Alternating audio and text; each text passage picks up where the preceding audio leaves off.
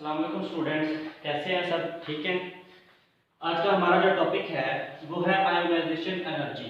ठीक है, ionisation energy का टॉपिक जो है ये फर्स्ट ईयर और सेकंड ईयर दोनों बुक्स में प्रेजेंट है। काफी इंपॉर्टेंट टॉपिक है, समझने वाली बात है। सिर्फ आयोनाइजेशन का मतलब होता है आयोनाइज करना, to convert into ions, positive and negative ions. Energy उसका हमें पता है, हम पहले पढ़ चुके हैं। तो आयोनाइजेशन एनर्जी हमारे पास क्या होगा, वो एनर्जी जो रिक्वायर होगी किसी भी एलिमेंट को या एटम्स को आयंस में कन्वर्ट करने के लिए। ठीक है, तो सबसे पहले हम इसकी डेफिनेशन देखते हैं।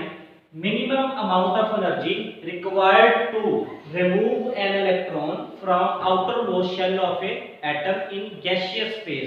किस फेज में हमने इलेक्ट्रॉन को रिमूव करवाना है? गैसियस फेज में। और उसके लिए जो एनर्जी दरकार होगी is called as ionisation energy. मतलब क्या है इस बात का? मतलब ये है कि किसी भी एलिमेंट के वैलेंस शेल में से इलेक्ट्रॉन को रिमूव करवाने के लिए जो एनर्जी चाहिए होगी उसको हम क्या नाम देंगे? आयोनाइजेशन एनर्जी का नाम देंगे। ठीक है, गैसियस फेज की यहाँ पे क्यों बात की गई है? क्योंकि जो सॉलिड और लिक्विड फेज होती है ना, उसमें इंटरमॉलिक्यूलर फोर्सेस बहुत ज्यादा स्ट्रांग होती हैं। ठीक है, तो स्ट्रांग इंटरमॉलिक्यूलर फोर्सेस की वजह से इलेक्ट्रॉन को निकालना हमारे लिए मुश्किल होता है। ठीक है, तो इस वजह से हम उसको किस में कन्वर्ट करते हैं? गैसियस फेज या वेपर फेज हम उसको कह सकते हैं, उसमें कन्वर्ट करते हैं। क्योंकि गैसियस फेज के अंदर एलिमेंट्स या एटम्स एक दूसरे से क्या होते हैं? फासले पे होते हैं। ठीक है, अब हम इसकी एक एग्जांपल देखते हैं। एग्जांपल हमने ली है मैग्नीशियम की। मैग्नीशियम हमें पता है, मैग्नीशियम का जो एटॉमिक नंबर है वो है 12। 12 एटॉमिक नंबर का मतलब क्या है? 12 एटॉमिक नंबर का मतलब ये है कि न्यूट्रल मैग्नीशियम का एटम 12 इलेक्ट्रॉन रखता है और 12 प्रोटॉन रखता है। अब वो जो 12 इलेक्ट्रॉन न्यूक्लियस के बाहर होंगे उनकी तरतीब क्या होगी? उनकी तरतीब होगी पहले शेल में K में 2, L में 8 और M में 2। ठीक है, तो 12 हो गए। तो हमने ये देखा वैलेंस शेल में 2 इलेक्ट्रॉन्स आ रहे हैं लास्ट वाले शेल में।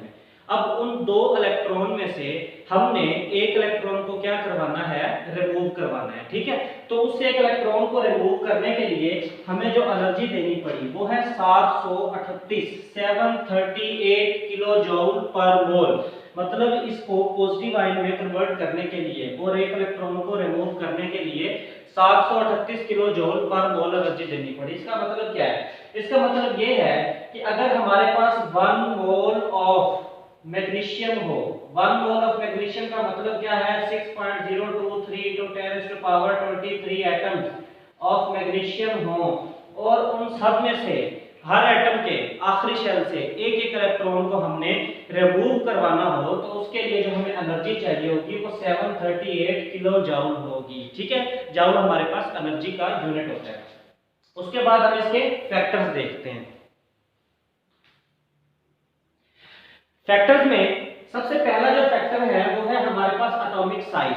ठीक है, एटॉमिक साइज, किसी भी एटम का साइज जितना बड़ा होगा उसमें से इलेक्ट्रॉन निकालना हमारे लिए उतना आसान होगा। आसान क्यों होगा?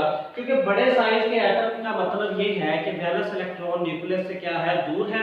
अब न्यूक्लियस से दूर होने की वजह से उसकी न्यूक्लियस पे ग्रिप कम होगी और उसको निकालना हमारे लिए आसान होगा, जबकि छोटे साइज में से इलेक्ट्रॉन को निकालना मुश्किल होगा। इसी तरह नंबर ऑफ शेल भी वही एटॉमिक साइज वाली बात को रिफ्लेक्ट करता है। नंबर ऑफ शेल का मतलब क्या है कि अगर ज्यादा शेल होंगे, फॉर एग्जांपल एक एटम में 4 शेल है, एक एटम में 5 शेल है, तो जिस एटम में 5 शेल है इसका मतलब है कि उसका इलेक्ट्रॉन न्यूक्लियस से क्या है? ज्यादा दूर है बनिस्बत 4 वाले के। ठीक है, तो इलेक्ट्रॉन न्यूक्लियस से जितना ज्यादा दूर होगा हमारे पास उसको रिमूव करवाना उतना ही आसान होगा। उसके बाद तीसरी प्रॉपर्टी है शील्डिंग इफेक्ट। शील्डिंग इफेक्ट हमारे पास क्या होती है? इनर रिपल्शन होती है इलेक्ट्रॉन्स की। ठीक है, तो ये रिपल्शन जितनी ज्यादा होगी उसका मतलब है वो जो इलेक्ट्रॉन्स हैं एक दूसरे से उतने ही ज्यादा फासले पे होंगे। जितने ज्यादा फासले पे होंगे उनको निकालना हमारे लिए उतना ही आसान होगा। और जो चौथी हमारे पास फैक्टर है वो है नेचर ऑफ ऑर्बिटल। अब ऑर्बिटल पे भी डिपेंड करता है, आया कि हम s ऑर्बिटल में से इलेक्ट्रॉन रिमूव करवा रहे हैं, p में से, d में से या f में से। अब हमें पता है s ऑर्बिटल एक तो स्फेरिकल शेप होता है, न्यूक्लियस के करीब करीब भी होता है, तो इसकी वजह से इसमें से इलेक्ट्रॉन निकालना हमारे लिए मुश्किल होगा और आगे हमारे पास आसान होता जाएगा। ठीक है, तो मतलब यही है कि जो इलेक्ट्रॉन न्यूक्लियस के ज्यादा करीब होगा उसको निकालना मुश्किल है, जो न्यूक्लियस से दूर होगा उसको निकालना हमारे लिए आसान है। अब एक और हम चीज देखते हैं, पीरियोडिक ट्रेंड। पीरियोडिक ट्रेंड में क्या है? हमारे पास सबसे पहले हम ग्रुप्स में देखेंगे। ग्रुप्स कौन से होते हैं? वर्टिकल कॉलम्स जो हैं हमारे पास पीरियोडिक टेबल में, उनको हम ग्रुप्स का नाम देते हैं। ठीक है, तो ग्रुप में from top to bottom in a group size of atom increase. Group में ऊपर से नीचे आते हुए हमारे पास क्या होता है? साइज इंक्रीज करता है। तो साइज के इंक्रीज करने की वजह से इलेक्ट्रॉन न्यूक्लियस से क्या होता जाएगा? दूर होता जाएगा। अब इलेक्ट्रॉन न्यूक्लियस से जितना ज्यादा दूर होगा उसको निकालना हमारे लिए उतना ही आसान होगा। मैंने यहाँ पे एक ग्रुप लिया है, हाइड्रोजन, लिथियम, सोडियम का, ये 3 एलिमेंट्स लिए हैं। पहला ग्रुप अल्कली मेटल्स में से। ठीक है, तो अब इसमें हम देखते हैं कि जो सबसे पहला एटम है हाइड्रोजन, इसका एक ही शेल है। लिथियम, इसके देखने पहले शेल में 2 इलेक्ट्रॉन, अगले में 1, इसके 2 शेल है। सोडियम, इसके पहले में 2, फिर 8, फिर 1, इसके 3 शेल है।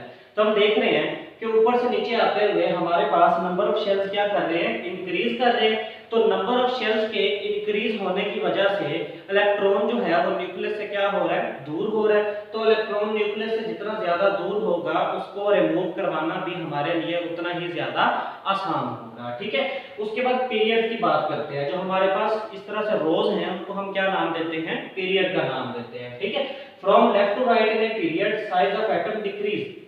लेफ्ट टू राइट जाते हुए पीरियड में साइज ऑफ एटम हमारे पास क्या होता है? डिक्रीज होता है। वो क्यों डिक्रीज होता है? Due to increase of nuclear charge. Nuclear charge increase होता जाता है इस वजह से। अब साइज डिक्रीज होने का मतलब ये है कि इलेक्ट्रॉन न्यूक्लियस के करीब है।